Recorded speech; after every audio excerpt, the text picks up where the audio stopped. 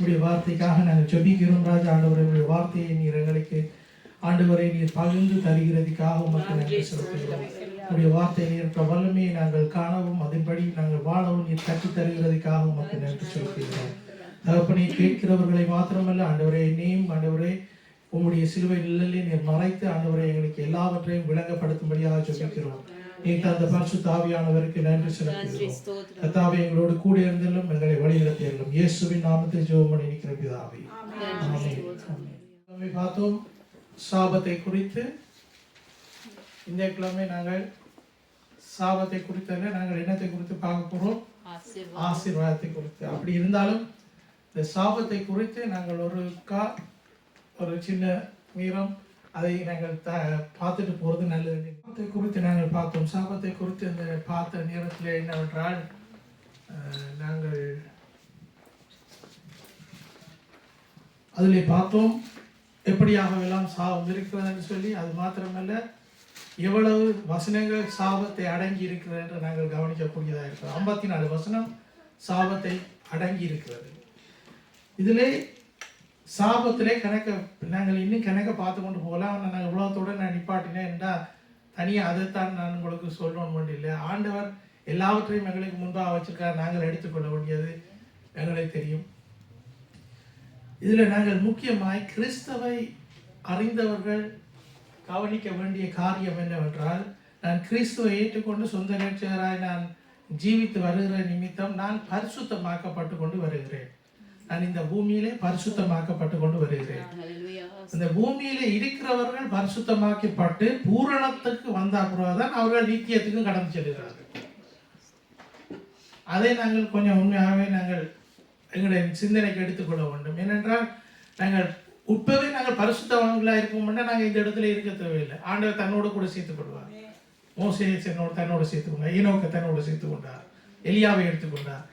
இப்படியாக அவர் தான் நியமித்த பாத்திரங்களை தன்னோடு கூட சேர்த்து கொண்டார். அதே மாதிரி தான் நாங்களும் அப்படி இருக்கிறோம். ஆனால் நாங்கள் சாபத்தை வாயினாலே பேசாதபடிக்கு கவனமாயிருக்கிறோம். நாங்கள் சாபத்தை வாயினாலே பேசக்கூடாது. அதாவது ஒரு தாய் தகப்பன், ஒரு பாஸ்டர், ஒரு டீச்சர், சகோதரங்கள், மூத்த சகோதரங்கள், இவர்களுக்கு எல்லாருக்கும் அதிகாரங்கள் கொடுக்கப்பட்டிருக்கிறது. இவர்களுக்கு எல்லாருக்கும் அதிகாரங்கள் கொடுக்கப்பட்டிருக்கிறது. என்னென்றால், மூத்த சகோதரத்துக்கு இளைய சகோதரத்தை குறித்து அதிகாரம் கொடுக்கப்பட்டிருக்கிறது. என்னென்றால், மூத்த சகோதரன் சொல்றத இளைய சகோதரன் கேட்கத்தான் வேணும். அந்த நேரத்தில் மூத்த சகோதரன் சாபத்தை பேசுவாளா இருந்தால் அது அந்த சகோதரத்துக்குள்ளே வர்றதுக்கு ஒரு வழி உண்டாகும். தாய் தகப்பன் பிள்ளைகளுக்கு மேலாய் சாபத்தை பேசுகிறதுக்கு ஒரு வழி உண்டாகும். அதாவது நாங்கள் ரட்சிக்கப்பட்டவங்கள ஒரு பிழையுமே இல்லை, அதில் ஒரு மாற்றமுமே இல்லை. ஆனால் வாயிலிருந்து வருகிற வார்த்தைகள் பிள்ளைகளுக்கு மேலே நாங்கள் பேசுகிற சாபங்களாய் மாறிவிடுங்கள். உதாரணத்துக்கு, நீ படிக்காத, நீ படிக்க மாட்டா, நீ இப்படித்தான் போவா அப்படின்னு சொல்றது எங்களுக்கு தெரியும். அது கூடாதான காரியம், அது அப்படி சொல்லக்கூடாது. ஆனால் எங்களுடைய பிள்ளைகளை நாங்களே திட்டி கொண்டிருப்போம்னா அந்த பிள்ளைகளுக்கு அந்த சாபங்கள் சேருகிறது. எங்களுடைய கண்களுக்கு தெரியாது. அப்போ நாங்கள் பிள்ளைகளுக்கு உற்சாகமான வார்த்தைகளைத்தான் நான் பேச வேண்டும். பிள்ளை ஒரு தரம் மேத்ஸில் 6 மார்க்ஸ் எடுத்துட்டு வந்தேன்டா உடனே நாங்கள் வாயத்தில் திட்டோம். நாங்கள் திட்டுவோம் என்றால் அவ்வளோத்துக்கு மற்ற பிள்ளைகளை பேரன்னு சொல்லி நாங்கள் திட்டுவோம். அப்படியா இருக்காம, சரி இந்த முறை நீ ஃபெயிலியராக போயிட்டா அடுத்த முறை கொஞ்சம் கவனம் எடுத்து படின்னு சொல்லி அப்படி நாங்கள் உற்சாகமான வார்த்தைகள். இதில் எல்லாரும் புள்ள விடுறாங்க, நானும் புள்ள விட்டுருக்கேன் தான். ஒருத்தரும் அதில் நீதிமான்னு சொல்லிடலாது. இதே மாதிரி புருஷன் பொஞ்சாதிக்கு மேலே சாபத்தை சொல்லுகிறதுக்கு வழி உண்டு. அதாவது குடும்பத்தில் நடக்கிற பிரச்சனைகள் நிமித்தம் உடனே வாயில வந்துடு ஏதாவது வார்த்தையால், அதுகள் நாங்கள் கவனமாக இருக்கணும். அதே மாதிரி டீச்சர்ஸ் மேலே கூட சொல்லி நான் பிள்ளைகள் ஒரு 25 பிள்ளைகள் இருக்குமாண்டா அதில் 1-2 பிள்ளைகள் குழப்படி செய்கிறது பிள்ளைகளாக தான் இருக்கும். அந்த குழப்படி செய்கிற பிள்ளைகளை டீச்சர்ஸ் மேலே திட்டி கொண்டு அந்த பிள்ளைகளோட மனம் பாதிக்கப்படுகிறது. அந்த மனம் பாதிக்கப்படுகிறது நிமித்தம் பிள்ளைகளுக்கும் ஒரு சரியான ஒரு வழி அமைய போகிறது இல்லை. ஏனென்றால் சாபமான வழி அந்த பிள்ளைகளுக்கு மேலே வந்துட்டு இந்த சாபங்களை எல்லாம் கழுவுறதுக்கு இயேசு கிறிஸ்துவின் ரத்தம் எங்களுக்கு கொடுக்கப்பட்டிருக்கு. இந்த சாபத்தை எல்லாம் கழுவுறதுக்கு இயேசு கிறிஸ்துவின் ரத்தம் எங்களுக்கு கொடுக்கப்பட்டிருக்கு. அந்த இயேசு கிறிஸ்துவின் ரத்தத்தினாலே நாங்கள் என்ன செய்வோம் என்றால் அந்த அறிக்கை பண்ணுவோம். நாங்கள் அதை அறிக்கை பண்ணி நாங்கள் இப்படியாக பேசிட்டோம், ஆனால் எங்களுக்கு தெரியும் நாங்கள் பேசிட்டோம்னு சொல்லி தெரிஞ்சும் தெரியாமலும் அறிந்தும் அறியாமலும் செய்கிற பாவங்களிலும் இப்படியான சாபங்களும் நாங்கள் சில வழியில் சொல்லியிருப்போம். இதில் நாங்கள் கவனமாக இருக்க வேண்டும். அதுகளை நாங்கள் குறித்து கொஞ்சம் கண்ணும் கருத்துமாக இருக்க வேண்டும். ஏனென்றால் நாங்கள் பரிசுத்தத்துக்கு அழைக்கப்பட்டிருக்கிறோம். அந்த பரிசுத்தத்தை நோக்கி எங்களோட பிரயாணம் போய்கொண்டிருக்கிறது. இதுல ஆண்டவர் எங்களோடு பேசுகிறது நிமித்தம் நாங்கள் அதனை திருத்திக் கொள்ளலாம். நாங்கள் வசனத்தை நாங்கள் வாசிப்போம். 28வது அதிகாரத்திலே, உபாகமம் 28வது அதிகாரத்திலே 3வது வசனத்தை நாங்கள் வாசிக்க கேட்போம். நீ பட்டணத்திலும் ஆசீர்வதிக்கப்பட்டிருப்பாய், வெளியிலும் ஆசீர்வதிக்கப்பட்டிருப்பாய். நீ பட்டணத்திலும் ஆசீர்வதிக்கப்பட்டிருப்பாய், நீ வெளியிலும் ஆசீர்வதிக்கப்பட்டிருப்பாய். ஆண்டவருடைய வசனம் இப்படியாக சொல்லுகிறது. நீ பட்டணத்திலும் ஆசீர்வதிக்கப்பட்டிருப்பாய், நீ வெளியிலும் ஆசீர்வதிக்கப்பட்டிருப்பாய். அப்ப இதுக்கு முன்பாக இருக்கிற வசனங்கள் என்னவென்றால், நாங்கள் தேவனுடைய கட்டளைகளுக்கும் கற்பனைகளுக்கும் நாங்கள் எங்களை ஒப்பு கொடுத்து அதன்படி நாங்கள் ஜீவித்து வருவோமா என்றால் இப்படியான ஆசீர்வாதங்கள் எல்லாம் எங்களுக்கு மேல் வந்து சேரும் என்று சொல்லி இந்த வசனங்கள், அதுக்கு முன்பாக இருக்கிற வசனங்கள் எழுதப்பட்டிருக்கிறது. இப்படியாகத்தான் ஆண்டவர் சொல்லுகிறார். ஆண்டவருடைய கற்பனைகளுக்கும் கட்டளைகளுக்கும் நாங்கள் எங்களை ஒப்பு கொடுக்க வேண்டியதாக இருக்கு. நாங்கள் இந்த புத்தகத்திலே பாருங்கள், உபாம் புத்தகத்திலே நாங்கள் வாசிக்கிறது, யாத்ரா புத்தகத்திலே ஏற்கனவே ஆண்டவர் தன்னுடைய 10 கட்டளைகளை கொடுத்திருந்தார். அந்த கொடுத்திருந்ததின் நிமித்தம் அந்த 10 கட்டளைகள் கூடாக ஜனங்கள் தங்களை சரிப்படுத்த வேண்டியதாக இருக்கிறது. இஸ்ரவேல் ஜனங்கள் தங்களை சரிப்படுத்தி கொள்ள வேண்டியதாக இருந்தது. அதிலே தான் இந்த காரியங்கள் சொல்லப்பட்டிருக்கிறது. இந்த சொல்லப்பட்டிருக்கிற காரியங்களிலே நாங்கள் அதாவது நாங்கள் இதை எங்களுக்கு என்ன எடுத்துக்கொள்கிறோம் என்று நாங்கள் ஜீவித்துக்கு வருகிறது. இந்த காலத்துல எங்களுக்கு இந்த வசனம் பேசுகிறது. எப்படியாக வசனத்தை குறித்து எழுதப்பட்டிருக்கிறது? அவருடைய வசனம் நேற்றும் இன்றும் என்றும், அவர் எப்படி நேற்றும் இன்றும் என்றும் வாக்கு மாறாத தேவன். அவருடைய வசனங்களும் அப்படியாத்தான் இருக்கு. அவரே வசனமாக இருக்கு. அவருடைய வசனத்தினால் எங்களை நியாயம் தீர்க்க போகிறது. சொன்ன மாதிரி எங்களை நியாயம் தீர்க்கிறதுக்கு யாராவது ஒரு தாரம் வந்து நின்று முன்னுக்கு நியாயம் தீர்க்க போற இல்லை. அந்த உலகத்துல நாங்கள் இப்படியான காரியங்களுக்கு ஆக்கணும் செய்யலாம். சில வழியில் நாங்கள் ஏதாவது புலையல் விட்டு இருந்தா யாராவது எங்களை வந்து நீ அப்படி செய்த, நீ இப்படி செய்த நீன்னு சொல்லி எங்களை நியாயம் தீர்க்கிறதுக்கு அவர்கள் அதெல்லாம். ஆனால் வசனத்தின்படி நாங்கள் பார்ப்போமா இருந்தா நீ ஒருத்தரே நியாயம் தீர்க்க கூடாதுன்னு தான் வசனம் எழுதப்பட்டிருக்கு. திருத்துறத ஆண்டவர் தான் திருத்துவோம். ஆனால் அவர்களுக்காக நாங்கள் ஜெபம் பண்ணி கொள்ளலாம். நாங்கள் தொடர்ந்து நாங்கள் வசனங்களை நாங்கள் பார்ப்போம். 28வது அதிகாரத்திலே நாங்கள் 1வது வசனத்தை நாங்கள் வாசிக்க கேட்கல. ஆனால் அந்த 1வது எழுத்துல நான் எழுதப்பட்டிருக்க நான் உங்களுக்கு வாசிக்கிறேன். இன்று நான் உனக்கு விதிக்கிறோம் தேவனாகிய கர்த்தருடைய கட்டளைய கட்டளையின் படியெல்லாம் நீ செய்து கவனமாய் இருக்கும்படிக்கு அவர் சத்தத்துக்கு உண்மையாக செவி கொடுப்பாயானால் உன் தேவனாகிய கர்த்தர் பூமியில் உள்ள சகல ஜாதிகளிலும் உன்னை மேன்மையாக வைப்பார். முதலாவது, பூமியில் உள்ள சகல ஜாதிகளும் உன்னை மேன்மையாக வைப்பார். நாங்கள் யோசித்து பார்ப்போமா இருந்தால் நாங்கள் ஒவ்வொருத்தரும் நாங்கள் சிலோன்ல இருந்து வந்திருக்கிறோம். எங்களுக்கு தெரிஞ்சது என்னென்னா, சிலோன்ல 2 பாஷைக்காரர்கள் இருக்கிறார்கள். அதுல சிங்களவர்கள், தமிழர்கள் சொல்லி. சிங்களவர்கள் எங்களுக்கு, நான் பிறந்ததுல இருந்து என்னுடைய மைண்ட்ல இருக்கிற ஒரு காரியம், சிங்களவர்கள் கூடாதாக்கள், தமிழர் நல்லவர்கள். பிறந்ததுலேருந்து எங்களுக்கு மைண்டுக்கு இருக்கிற காரியம். ஆனா ஆண்டவருடைய வசனம் சொல்லுது, இந்த செல்ல ஜாதிகள் பார்க்க உன்னை மேன்மையாக வைப்பேன்னா நான் ஆண்டவருடைய வசனத்துக்கு நான் கீழ்ப்படிய வேண்டியதா இருக்கு. அப்ப பாருங்க, ஒவ்வொரு திசையில இருந்து நாங்க இந்த பூமிக்கு வந்திருக்கிறோம். அப்ப நாங்க இந்த பூமியில இருந்து நாங்க வளர்ந்து வருகிறோம். இப்ப நாங்க அங்க பிறந்த நாங்க இங்க வந்திருக்கிறோம், இங்க வளர்ந்து வருகிறோம். இந்த தேசத்துக்கு வந்த அப்புறம் நாங்க கணக்க காரியங்களை நாங்கள் படிச்சிருக்கிறோம். இந்த தேசத்துல வேறு ஆட்கள் எல்லாம் இருக்கிறார்கள். துருக்கி ஆக்கள் சொல்லினா தங்கட ஆக்களை விட வேறு ஒருத்தர் நல்ல ஆக்கள் இல்லையாண்டு, மற்ற ஆக்கள் எடுத்து ஆவையர்கள் வேணா எங்கட ஆக்களை விட நல்ல ஆக்கள் ஒருத்தரும் இல்லை. எல்லாரும் தங்கள் நாட்டை குறித்தும் தங்கள் பாஷைக்காரர்களை குறித்தும் மேன்மை பாராட்டவர்களாக இருக்கிறார்கள். ஆனால் தேவனுடைய வசனம் சொல்லுகிறது என்னென்றால், நீ இந்த கட்டளைகளுக்கு கீழ்ப்படிந்து இப்படி நடந்தால்தான் நான் எல்லா ஜாதிகளுக்கும் மேன்மையாக வைப்பேன். அப்ப தேவைப்படுகிற என்ன, நாங்க எல்லா ஜாதிகளுக்கும் மேன்மையாக உயர்த்தப்பட வேண்டும். அது தேவனுடைய சித்தம். நாங்க உயர்த்தாது தேவனுடைய சித்தம். ஆனா வசனம் அப்படியா தான் சொல்லுது. இப்ப நாங்கள் என்ன செய்யணும், ஆண்டவருடைய வசனத்துக்கு தானே உயர்த்தணும் என்றதுக்காண்டி நான் ஆண்டவருடைய வசனத்தை கீழ்ப்படியக்கூடாது. அப்படி நாங்கள் நினைச்சு கொள்ளக்கூடாது. அப்ப ஆண்டவருடைய வசனத்துக்கு நாங்கள் கீழ்ப்படிய வேண்டும். எல்லா ஜாதிகளிலும் இப்ப நாங்கள் அறிகிறது என்னவென்றால், இப்ப இந்த தேசத்துல ஜெர்மன்காரங்க சொல்றாங்க ஜெர்மனாக்கள் தான் நல்லவங்க, எல்லாம் அவங்க தான் எல்லாம் செய்வாங்கன்னு சொல்லி நாங்கள் அறிஞ்சிருக்கோம். நாங்கள் இவ்வளோ காலம் நாங்கள் ஜீவித்து வருவோம்.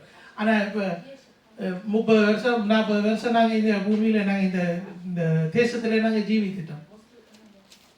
இந்த 40 வருஷத்துக்குள்ள நாங்கள் கண்டுட்டு தான் யார் நல்லவர், கர்த்தர் ஒருவரை தவிர வேற ஒருவரும் நல்லவர்கள் இல்லை. கர்த்தர் ஒருவரை தவிர வேற ஒருத்தரும் நல்லவர்களே இல்லை.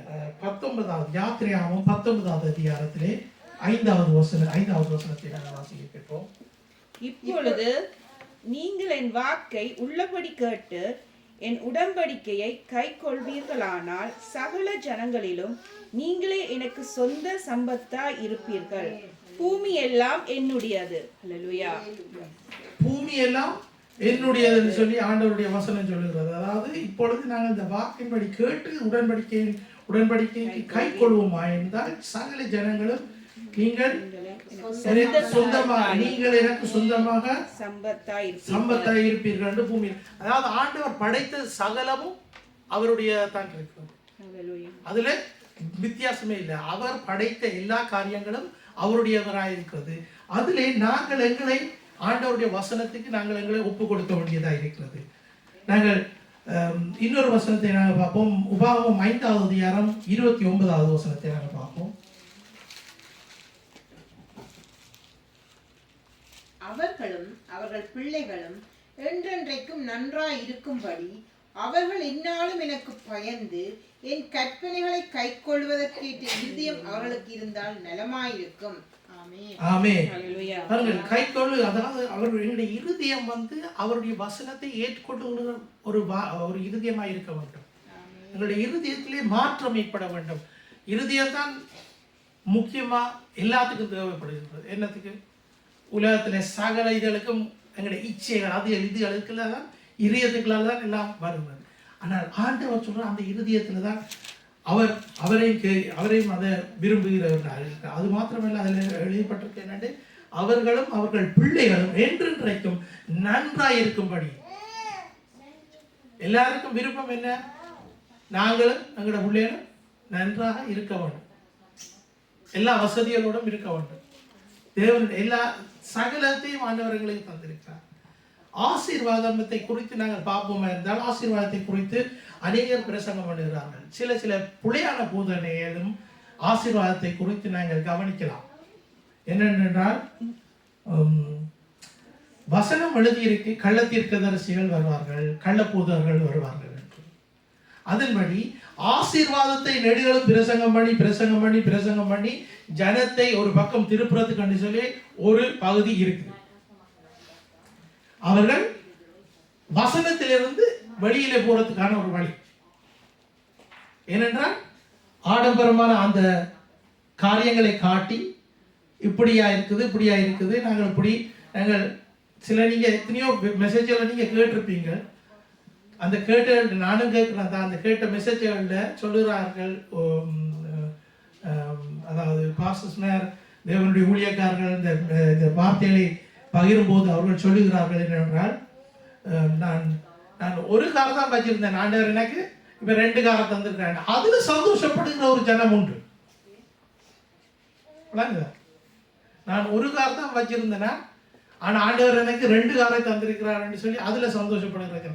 ஆனால் ஆண்டவருக்காக நான் ஒரு ஆத்மாவை தேடி தேடி தேடி அலைந்து நான் 10 ஆத்மாவை ஆண்டவருடைய பரலோகத்துக்கு சேர்த்துக் கொண்டேன் சொல்லி சொல்லுகிற ஜனங்கள் அரிது. இதுதான் முக்கியம். நாங்க ஒன்றும் கொண்டு போறோம் இல்லை, நாங்க எங்கேயாவது கொண்டு போறோம்டா ஒரு ஆத்மாவை தனியா நாங்க ஆயத்தப்படுத்திட்டு போறோம். ஒரு ஆத்மாவுக்காக நாங்கள் ஜெபித்து அந்த ஆத்மாவை தேவனுடைய பாதையில வழி நடத்தி அவர்களுக்காக நாங்கள் செய்கிற பிரயாசத்தை ஆண்டவர் காணுகிற போது ஆண்டவர் ஆட்டோமேட்டிக்காவே வானத்தை பலனியை திறந்து எங்களை ஆசீர்வதிப்பார். இப்படியாக அந்த வசனம் சொல்லுகிறது. கடைசி 13-14 அந்த வசனங்களை வாசிக்கும் போது அதுல சொல்லப்படுகிறது என்ன, வானத்தின் பலகணிகளை திறந்து நான் உன்னை ஆசீர்வதிக்கவே ஆசீர்வதிப்பேன் சொல்லி ஆண்டவருடைய வசனம் சொல்லுகிறோம். இதுக்கெல்லாம் நாங்கள் என்ன செய்யணும்? ஆண்டவருடைய வசனத்துக்கு எங்களை ஒப்பு கொடுக்கணும். Das heißt, wir müssen uns komplett hingeben für sein Gesetz und seine Gebote, was er uns gegeben hat, damit wir überhaupt die Segen empfangen können. Es geht nicht nur darum, dass wir diese weltliche Wohlstand, was wir hier haben, dass wir ernten, dass wir eine tolle Leben hier haben. முதல்வாக நாங்கள் இதை கொஞ்சம் கவனிப்போம். இதில் சொல்லப்படுகிறது ஆசீர்வாதத்தை குறித்து இதில் இருக்கிற அந்த கிட்டத்தட்ட 6 காரியங்களும் 14 வசனத்துக்குள்ளே அடங்கி இருக்கிற காரியங்களாக இருக்கிறது. இந்த 14 வசனத்துக்குள்ளே அடங்கி இருக்கிற காரியங்கள், அதாவது எழுப்பப்பட்டது எல்லாத்துக்கும். அதாவது நாங்கள் இந்த பூமியிலே வாழுகிற போது நாங்கள் ஒரு எழுப்பப்பட்ட நிலைமையிலே இருக்கிறோம். நாங்கள் அதாவது என்னென்னு சொல்லலாம்டா, ஆண்டவரை அறியாத பிள்ளைகளிலிருந்து நாங்கள் அறிந்த பிள்ளைகளாய் நாங்கள் ஒரு கொஞ்சம் வித்தியாசமான ஒரு நிலையிலே வந்திருக்கிறோம். கிறிஸ்துவத்தை பற்றி பார்ப்போமா இருந்தால் நாங்கள் ஒரு ஆரோக்கியமான நிலையிலே இருக்கிறோம். ஏன்னா ஆண்டவர்களை நாங்கள் பாட்டு படித்த பாட்டில் ஆண்டவர் அவரை பரிகாரியாக இருக்கிறார். நீங்க எவ்வளவுக்கு சிக்னஸோட நீங்க டீல் பண்றீங்களோ தெரியாது. ஆனா சும்மா சொல்றேன், நான் உங்களுக்கு ஒரு காய்ச்சல் ஒரு கடிமல் வந்து போகிறது அது சகாயம். நாங்கள் உடம்புல இருக்கிற எதிர்ப்பு சக்திகள் அது பலப்படுகிறது அது நிமித்தம். ஆனால் தினமும் நாங்கள் இது என்ன நோயினாலே நாங்கள் பாடி போகிற ஜனங்கள் ஆகிட்டா அப்படி ஆகிட்டு நாங்கள் ஆண்டவர் இப்போ இந்த நிலையில் நாங்கள் பார்ப்போமா எத்தனையோ பேர் தொடர்ந்து டாக்டர்கிட்ட போய் கொண்டு தான் இருக்கணும். கொரோனாக்கு அப்புறம் இன்னும் கொஞ்சம் கூட பேர் போய் கொண்டு தான் இருக்கிறார். அவருக்கு இன்னும் ஒரு இதுவும் வரையில. ஆண்டவர் அதிலிருந்து எங்களை பிரித்து தான் வைத்திருக்கிறார். நாங்கள் ஒரு ஆரோக்கியமான ஒரு நிலையில தான் இருக்கிறோம். அதை நாங்கள் ஆண்டவருக்கு நன்றி சொல்ல வேண்டும். அடுத்தது நாங்கள் பார்ப்போம் ஒரு பலன் அளிக்கிறது. எங்களுடைய நாங்கள் கையிலே செய்கிற ஆண்டவருடைய வசனம் எப்படியாக சொல்லுகிறது, எங்களுடைய கைகளின் பிரயாசத்தை ஆண்டவர் ஆசீர்வதிக்கிறார். ஆசீர்வதித்து தானே இருக்கிறார். அப்ப நாங்க ஒரு ஆசீர்வாதமான வாழ்க்கையில தான் நாங்கள் வாழ்ந்து கொண்டிருக்கிறோம். கைகளின் பிரயாசத்தை ஒரு செழிப்பான வாழ்க்கைன்னா எங்களுக்கு தேவையான எல்லாவற்றையும் ஆண்டவர் தந்திருக்கிறார். இருக்கிறதுக்கு வீடு, அதாவது குடும்பம் அப்படின்னு சொன்னா சாப்பிட்றதுக்கு சாப்பாடு, உடுக்கிறதுக்கு கூட, இருக்கிறதுக்கு ஒரு வீடு. வெற்றி என்னைக்குள்ள நாங்கள் எல்லாத்துலேயும் நாங்கள் வெற்றி பெறுகிறவராக இருக்கிறோம். வெற்றி பெறுகிறோன்றது அதில் ஆண்டவர்கிட்ட ஜெபிக்க போய்க்கல, ஆண்டவர்கிட்ட தேவையில்லாத நாங்கள் கேட்குறோம்னு வைக்கணும். எங்களுக்கு தேவையில்லாத ஆண்டவர்கிட்ட நாங்கள் கேட்குறோம், ஆண்டவர் தர மாட்டார். அதில் நாங்கள் சொல்லல எங்களுக்கு வெற்றி இல்லாத வாழ்க்கைன்னு சொல்லிடலாம். அவருக்கு தெரியும் எங்களுக்கு என்ன தேவை. நாங்கள் ஜெபங்களை ஏறெடுக்கிறோம். ஜெபங்கள் ஏறெடுக்கிறதுல ஆண்டவர் சில வழியில எங்களுக்கு தர மாட்டார், சில வழியில கொஞ்சம் பிந்தி தருவார். அவருக்கு தெரியும் எப்ப எல்லாம் ஒழுங்கா எங்களுக்கு செய்வார்கள். இனி கடவுளிடத்துல நாங்கள் தயவு உள்ளவர்களாக இருக்கிறோம். ஆண்டவரிடத்துல ஆண்டவருடைய கண்களில் நாங்கள் தயவு பெற்றவர்களாக இருக்கிறோம். இதுகளெல்லாம் இல்லாததுதான் சாபமான வாழ்க்கை. இதுகளெல்லாம் இல்லாததுதான் சாபமான வாழ்க்கை. இன்னுமாக நாங்கள் சங்கீத புஸ்தகத்திலே 29வது அதிகாரத்தை நாங்கள் கடந்து செல்வோம்.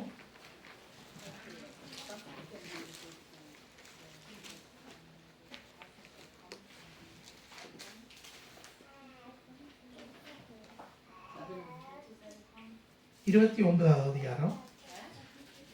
இதில் நாங்கள் பார்த்தோம் என்ன, முதலாவது வசனம் நாங்கள் உபாகத்திலே பார்த்தோம். நான் அதை வாசிக்கிறேன். அவருடைய சத்தத்திற்கு உண்மையாக செவி கொடுப்பாயானால் என்று சொல்லி ஒரு வசனம் அதுக்குள்ள வருகிறது. ஆண்டவருடைய சத்தத்தை குறித்து 29வது அதிகாரத்தில் வடிவாக எழுதப்பட்டிருக்கிறது. முழுக்களும் ஆண்டவருடைய சத்தத்தை குறித்து தான் எழுதியிருக்கு. ஒவ்வொரு வசனமும் ஆண்டவருடைய வசனத்தை குறித்து தான் எழுதியிருக்கு. நீங்க அதுல 3வது வசனம், 4வது வசனம், 5வது வசனத்தை வாசிங்க. கர்த்தருடைய சத்தம் தண்ணீர்களின் மேல் துணிக்கிறது, மகிமை உள்ள தேவன் முழங்குகிறார். கர்த்தர் திரளான தண்ணீர்கள் மேல் இருக்கிறார். கர்த்தருடைய சத்தம் வல்லமை உள்ளது, கர்த்தருடைய சத்தம் மகத்துவம் உள்ளது. கர்த்தருடைய சத்தம் எப்படியாக இருக்கிறதா? வல்லமே உள்ளது, மகத்துவம் உள்ளது. அதுக்கு முன்னுக்கு நாங்க பாசிட்டோம் தண்ணீர் மேல் இருக்கிறது அப்படியெல்லாம். ஆண்டவருடைய சத்தத்துக்கு நான் என்னுடைய செவிகளை நான் சாய்க்க வேண்டியதா இருக்கிறது. அதாவது ஆண்டவருடைய சத்தத்துக்கு என்னுடைய செவிகள் திறக்கப்பட்டிருக்கிறதான்றது கேள்வி. நாங்கள் ஜெபிக்கிறோம், வேதம் வாசிக்கிறோம், எல்லாம் கற்பனைகளையும் கட்டளைகளையும் நாங்கள் அதுக்கு ஏற்ற மாதிரிக்கு நாங்கள் வாழ்ந்து வருகிறோம். எங்களுடைய ஜெபங்கள் ஏறெடுக்கப்படுகிறது. அவருடைய சத்தம் மெல்லிசா கேட்குதா, இல்லாட்டி துண்டா கேட்கலையா, இல்லாட்டி கொஞ்சமா கேட்குதா, எப்படி எங்களுடைய வாழ்க்கை போய் கொண்டிருக்கிறது, இதை நாங்கள் கொஞ்சம் சிந்திச்சு பார்ப்போம். எப்படி நான் ஆண்டவருடைய சத்தத்தை நான் கேட்கலாம்? உதாரணத்துக்கு நான் சொல்லுவேன், நாங்கள் ஜெப நேரம் பண்ண உடனே என்ன செய்யணும்னா, நாங்கள் போயிருந்து எங்களுடைய வாய் உடனே வளவலாண்டு ஜெபிக்க தொடங்கிடும். ஒரு பிரச்சனையும் இல்லை, அதில் ஒரு பிழையுமே இல்லை, ஒரு பிழையுமே இல்லை அதில். ஆனா சில வழியில மௌனமா இருந்தீங்கன்னா ஆண்டவர் உங்களுடைய இருதயத்துல பேசுறதை நீங்க கவனிக்கக்கூடியதா.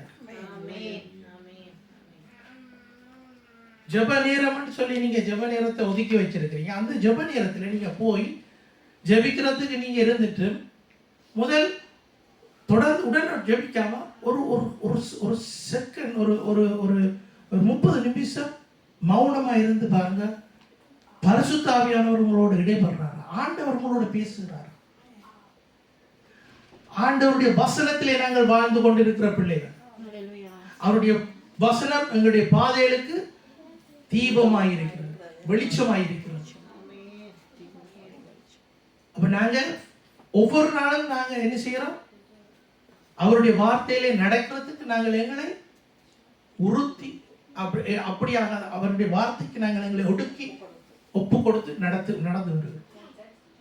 எல்லாம் சரி, அவருடைய சத்தத்துக்கு நாங்கள் எங்களுடைய செவிகளை திறக்க வேண்டியதாயிருக்கு. அது பழக்கத்துக்கு இல்லாட்டிக்கு நாங்க எப்படி இருப்போம்? நாங்க நெடுகளும் ஜெபத்துக்கு போறவர்களா இருப்போம், எங்களுக்கு ஒரு மறுமொழி கிடைக்காததா இருக்கு. ஏன்னா நாங்க அந்த வாழ்க்கைக்குள்ள அந்த வட்டத்துக்குள்ளே நாங்க ஜீவித்து கொண்டிருக்கோம். என்னன்னா எங்களுக்கு தேவ பயம் இருக்குது. ஆனா தேவ பயத்தை நிமித்து நாங்க என்ன செய்யறோம்? நாங்க ஜெபிக்கிறோம், வேதத்தை வாசிக்கிறோம், தியானிக்கிறோம், சர்ச்சுக்கு போறோம், பிரசங்கங்களுக்கு இருக்கிறோம். ஆனா ஆண்டவருடைய சத்தம் என்னுடைய செவியலுக்கு கேட்கப்படுகிறதா? நான் ஆண்டவர் என்னோடு கூட இருக்கிறார் என்பதை நான் உணர்கிறேனா? ஆண்டவருடைய என்னுடைய வாழ்க்கையில நான் ஆண்டவருக்கு என்னை ஒப்பு கொடுத்து நான் இறுதியாக அவருக்கு ஏற்ற மாதிரி மாறணும். இந்த முதலாவது வசனம் சொல்லுவது அவருடைய சத்தத்துக்கு உண்மையாய் செவி கொடுப்பாயானால் என்றுட்டு மிச்சம் எல்லாம் வருது. அப்ப அவருடைய சத்தத்துக்கு நான் உண்மையாக செவி கொடுக்கணும் என்றால் நான் என்ன சரியான பாதையில் நான் வழி நடத்துவோம்.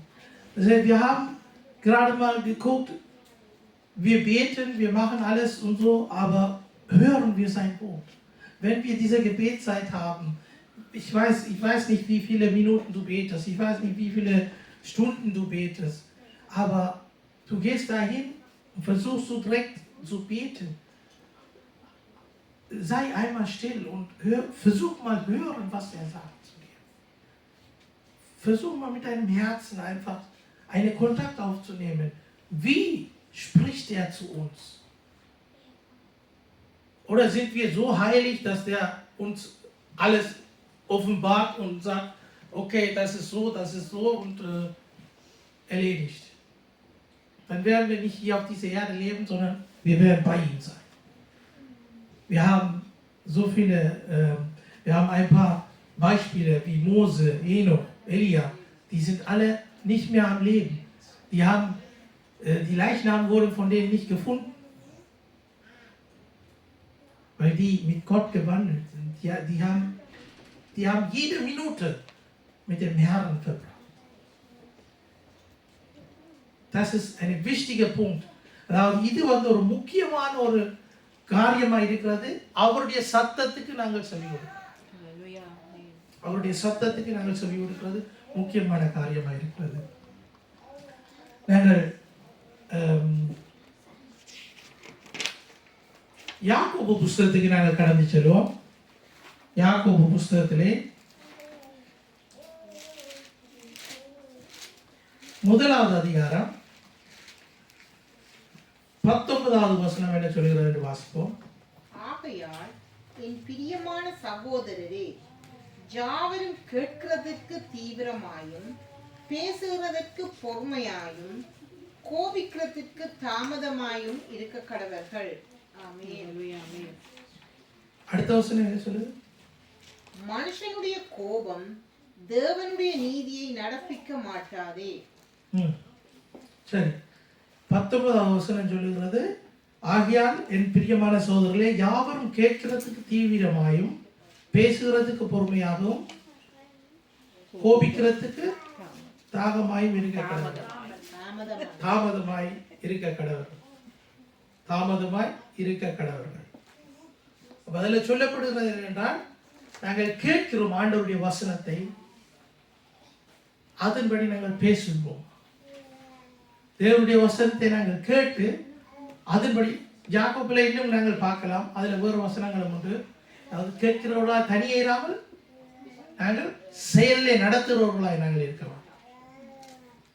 அப்படியும் சொல்லப்பட்டிருக்கிறது. நாங்கள் தேவனுடைய வார்த்தைகளை கேட்டு, அவருடைய கற்பனைகளை கேட்டு, அவருடைய கட்டளைகளை கேட்டு அதன்படி நாங்கள் நடக்கிறவர்களாக இருக்க வேண்டும். அதன்படி நாங்கள் ஜீவிக்கிறவர்களாக இருக்க வேண்டும். அப்போ நெடுகளம் கேட்கிறவர்கள் என்ன செய்வார்கள் என்றால், அவர்கள் கேட்டுட்டு அப்படியே விட்டுட்டு போவார்கள். இதை குறித்து இன்னொரு இடத்துல சொல்லப்படுகிறது, விதைக்கிறவனை குறித்து சொல்லப்படுகிறது. அதில் சொல்லப்படுகிறது எப்படியாக அந்த விதைகள் பலனை கொடுக்கிறதுன்னு சொல்லி நாங்கள் அறிந்திருக்கிறோம். சில விதைகள் கற்பாறைகளிலும், சில விதைகள் முள்கடிலும், சில விதைகள் பாதையிலும், சில விதைகள் நல்ல நிலத்திலும் போடப்பட்டது. அந்த நல்ல விதத்திலே போடப்பட்ட விதைகளாய் நாம் இருக்க வேண்டும். காற்று வந்து அடிச்சுட்டு போனா கொஞ்ச காலத்துக்கு விசுவாசியா இருந்துட்டு ஒரு பக்கத்தால ஒரு காற்று வந்து அடிக்கல எங்களோட வாழ்க்கையில அப்படியே நாங்க கிளம்பி சபையை விட்டுட்டு போறது. அப்படியா நாங்க இருக்கக்கூடாது. அப்ப முள்ளுள்ள புதர்களிலே போடப்பட்ட வித்தாக நாங்கள் இருப்போமா என்றால், நாங்கள் வளர்ந்து வரைக்கல அது முள்ளுகள் எல்லாம் வளர்ந்து எங்களை மூடிவிடும். நடைபாதையிலே போட்ட விதைகள் என்னென்று ஆகாயத்து பறவைகள் வந்து அதை கொத்துக்கொண்டு போயிட்டுது. அப்ப நாங்கள் வந்து தேவனுடைய வார்த்தையை நாங்கள் எவ்வளவுத்துக்கு நாங்கள் கவனமா எங்களுடைய வாழ்க்கையிலே எடுத்து அப்பியாயப்படுத்த வேண்டும் என்று சொல்லி நாங்கள் சிந்திக்க முடியும். எவ்வளவுத்துக்கு அவருடைய வார்த்தைக்கு நான் என்னை ஒப்பு கொடுக்க வேண்டும். இது முக்கியம். கேட்கிறவர்களாய் மாத்திரமல்ல, செயலில் நடக்கிறவர்களாய் நாங்கள் இருக்க வேண்டும். நாங்கள் கேட்டுட்டு விட்டுட்டு போனோம்னா ஆசீர்வாதத்தை குறித்து நாங்கள் நடுவில் கேட்டுட்டு அதன்படி நாங்கள் பேருந்து வீட்டை போயிட்டு நாங்கள் வித்தியாசமான வாழ்க்கை வாழுவோமா இருந்தால் நாங்கள் எங்களை பரிசோதிச்சு பார்க்கணும். ஏன் எங்களுக்கு அந்த ஆசீர்வாத தடை இருக்கிறது? இந்த சாபத்து நிமித்தம் எங்களுக்கு ஆசீர்வாத தடை இருக்கா? இல்லாட்டி எங்களுடைய வாயின் அறிக்கை நிமித்தம் எனக்கு இப்படித்தான் நடக்கிறது சொல்லிக் கொள்வார். சில கூடுதலாக வாய்ப்பாடத்துக்கு சொல்லிக்கணும், எனக்கு இப்படித்தான் நடுவில் நடக்கிறது. அதெல்லாம் சொல்லக்கூடாது. ஆண்டவர் எல்லாவற்றையும் பார்த்துக்கொள்வார். இன்றைய நாளிலும் எத்தனையோ போராட்டங்களோடு தான் ஆண்டவர் சபைக்கும் நாங்கள் வந்திருக்கலாம். சில வழியில் சபைக்கு வரைக்கும் எல்லாரும் நல்ல கிளியர் மைண்டோடு வரமாட்டோம். ஏதாவது ஒரு பிரச்சனை இருக்கும், ஏதாவது ஒரு போராட்டத்தோடு தான் சபைக்கு வருவோம். ஆனால் ஆண்டவர் தீமைகளை நன்மையாக மாற்றுகிறார். பயங்கள் எங்களுக்கு வருபமா இருந்தால் தேவனை நாங்கள் அண்டிக் கொள்ள வேண்டியது. முக்கியமாக நாங்கள் அந்த 28வது அதிகாரத்திலே 9வது வசனத்தை நாங்கள் வாசிக்க கேட்போம். நீ உன் தேவனாகிய கர்த்தரின் கட்டளைகளை கை கொண்டு அவர் வழிகளில் நடக்கும் போது கர்த்தர் உனக்கு ஆணையிட்டபடியே உன்னை தமக்கு பரிசுத்த ஜனமாக நிலைப்படுத்துவார். ஆமென். ஆமென். பரிசுத்த ஜனமாக நிலைப்படுத்துவார் என்று சொல்லப்படுகிறது. அப்ப நாங்கள் பரிசுத்த ஜனமாக எங்களை ஆண்டவர் நிலைப்படுத்தி கொண்டே இருக்கிறார். நாங்கள் ஆயத்தப்படுத்தப்பட்டு கொண்டிருக்கிறோம். தேவனுடைய அவருடைய நித்திய ஜீவனுக்காக நாங்கள் பரிசுத்தமாக்கப்படுகிறோம். jeden Tag werden wir so geschliffen, wie er uns haben möchte. Wir werden vorbereitet für die Heiligkeit. Wir sind nicht heilig genug. Deswegen sein Wort gibt uns immer die Kühnheit, wie wir vorangehen sollten, wie wir wachsen sollen in der Heiligkeit.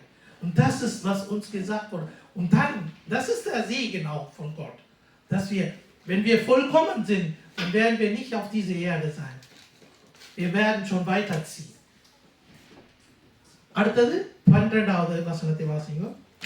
ஏற்ற காலத்தில் உன் தேசத்திலே மழை பெய்யவும் நீ கையிட்டு செய்யும் வேலைகளை எல்லாம் ஆசிர்வதிக்கவும் கர்த்தர் உனக்கு தமது நல்ல பொக்கிஷசாலியாகிய வானத்தை திறப்பார். நீ அநேகம் ஜாதிகளுக்கு கடன் கொடுப்பாய், நீயோ கடன் வாங்காதிருப்பாய். ஆமென். ஆமென். தன்னுடைய பொக்கிஷசாலியை திறந்து ஆண்டவர் எங்களை ஆசீர்வதிப்பார் என்று சொல்லப்பட்டிருக்கிறது. ஆண்டவர் ஏற்ற வேளையிலே மழையை பெய்ய செய்கிறார். இதுல கடைசியாக ஒரு வசனத்தை நாங்கள் பார்ப்போம். நான் உன்னை வாலாக்காமல் தலையாக்குவேன் என்று சொல்லி ஒரு வசனம் வருகிறது. அந்த வசனத்தை குறித்து ஒரு சில நேரம் நாங்கள் அதை பார்ப்போம். நாங்கள் வாலாக்காமல், நாங்கள் ஆண்டவர்களை வாலாக்காமல் தலையாக்குவேன் என்று சொல்லப்பட்டிருக்கிறது. அது அவருடைய வசனத்தை நாங்கள் கீழ்ப்படிந்தால்தான். இதுல கூட நாங்கள் எங்களுடைய வாழ்க்கையிலே நாங்கள் எவ்வளவு தோல்விகளை நாங்கள் அடைந்திருந்தாலும் ஆண்டவர்களை தலையாக மாத்துறதுக்கு நாங்கள் ஆண்டவர் பிடிச்சு கொண்டாதான் நாங்கள் தலையாக மாறுவோம். இல்லாட்டிக்கு நாங்கள் என்ன, மற்றவர்கள் தலையா இருப்பாரு, நாங்க பின்பக்கத்தாலோ எல்லாத்துக்கும் ஓமா போட்டுக்கொண்டு நாங்களும் அவருக்கு பின்னாலும் நாங்கள் போய்கொண்டே இருப்போம். அதுக்காக இதுல முக்கியம் என்னென்றால், குடும்பத்திலே தகப்பன் தான் தலைவனாக இருக்கிறான், அதை மாற்றி விட்டுறாரு. அது அப்படியா சரியான காரியம் இல்லை. குடும்பத்துக்கு தகப்பன் தலைவராக இருக்கிறார், அவர் சொல்லுறதான் நாங்கள் கேட்டு அதன்படி நடக்கணும். ஏன்னா கிறிஸ்துவே தலையாக இருக்கிறார். அது முக்கியமான காரியம். அதுல நாங்கள் கவனம் வைக்கணும். தகப்பன் அந்த பொறுப்பை தான் எடுத்து குடும்பத்துக்கு தலைவனாக இருந்தால் தலைவன் எல்லாவற்றையும் செய்யத்தான். பொறுப்பு அவரோட கையில் தான் கொடுக்கப்படும். தலைவன் காரியத்தை குடும்ப தலைவி செய்யலாம். ஆனால் நாங்களும் என்ன செய்யணும், ஆண்டவருடைய வசனத்துக்கு நாங்கள் எங்களை ஒப்பு கொடுத்து நாங்கள் தலையாக நாங்கள் இயங்க வேண்டும். என்னத்துல நாங்கள் எங்களுடைய ஒவ்வொரு வாழ்க்கையிலும் வருகிற ஒவ்வொரு பகுதிகளிலும் நாங்கள் பயம் இல்லாமல் தேவன் என்னோடு கூட இருக்கிறார் என்று சொல்லி பிள்ளைகளுக்கு தான் நீங்க ஒவ்வொரு தரம் உங்களோட ஒவ்வொரு ஸ்டெப்பை தாண்டி நீங்க வரைக்கல நீங்க ஒரு உற்சாகத்தோடு பலத்தோடு கூட தேவனிடத்துல உங்களை ஒப்பு கொடுத்து தலையாக இயங்க வேண்டும். இல்லாட்டி வேறு இடத்துல போய் எங்கேயும் வேலைக்கு பழகிக்கல அவங்க சொல்லுற எல்லாம் செய்து கொண்டு அப்படியே இருந்தீங்கன்னா அப்படியே தான் இருப்பீங்க. ஆண்டவருடைய சத்தத்துக்கு செவி சாய்த்து நாங்கள் எங்களுடைய வாழ்க்கையில் ஒரு இடத்துக்கு வந்து சேரும். அந்த இடத்துக்கு ஆண்டவர் கொண்டு வரும். அது மாத்திரமில்லை, இதிலும் பார்க்க நித்திய ஜீவனுக்கு கடந்து போறதுதான் முக்கியமான எங்களுடைய கொள்கை. ஹல்லேலூயா. நாங்கள் எழுந்து நின்று நாங்கள் ஜெபம் செய்வோமாக. தேவன் தந்த வார்த்தைகளுக்காக கண்களை மூடி நாங்கள் ஜெபம் செய்வோம். பரிசுத்தமுள்ள பிதாவே, உம்மை சோதரிக்கிறோம், துதிக்கிறோம் ராஜா. தேவாதி தேவனே, உமக்கு நன்றி செலுத்துகிறோம்.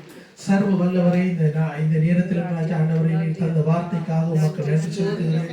ஆண்டவரே, உடைய வார்த்தையை கேட்டு அதன்படி நாங்கள் வாழ நீர் கற்று தருகிறதுக்காக நன்றி செலுத்துகிறோம். ஆண்டவரே, நீர் தாமே ஆண்டவரே எங்களை சகல ஜாதிகளிலும் எங்களை மேன்மையாக வைத்திருக்கிறதுக்காக நன்றி ராஜா. ஆண்டவரே, உடைய சகல ஆசீர்வாதங்களும் எங்களுடைய தலையின் மீது தங்குகிறதுக்காக நன்றி செலுத்துகிறோம். ஆண்டவரே, எங்களுடைய குடும்பங்களின் மீது எங்களுடைய பிள்ளைகள் மீது உடைய ஆசீர்வாதம் தங்குகிறதுக்காக நன்றி செலுத்துகிறோம். ஆண்டவரே, நீர் தாமே ஆண்டவரே எங்களை ஆசீர்வதிக்கவே, நான் உன்னை ஆசீர்வதிக்கவே ஆசீர்வதிப்பேன், உன் பெயரை பெருமைப்படுத்துவேன் என்று சொன்ன தேவனே, ஆண்டவரே நீர் எங்களை ஆசீர்வதிக்கிறதுக்காக உமக்கு நன்றி செலுத்துகிறோம். ஆண்டவரே, உம்முடைய சகல ஆசீர்வாதங்களாலும் எங்களை நிரப்பினதுக்காக உமக்கு நன்றி செலுத்துகிறோம் ராஜா. இனி வரப்போற காலங்களிலும் உம்முடைய கரம் எங்களோடு கூட இருந்து எங்களை தினமும் வழி நடத்த வேண்டும் என்று சொல்லி ஜெபிக்கிறேன். ஆண்டவரே, நாங்கள் ஆசீர்வாதத்தை நாங்கள் பார்க்காமல் ஆண்டவரை உம்மை நோக்கி நாங்கள் பார்க்க கிருபை செய்யும்படியாக ஜெபிக்கிறோம். கர்த்தாவே, உம்முடைய கரத்திலே எங்களை முற்று முழுதுமாக ஒப்புக் கொடுத்து இயேசு கிறிஸ்துவின் வல்லமையுள்ள நாமத்தினாலே ஜெபம் பண்ணி இருக்கிற பிதாவே.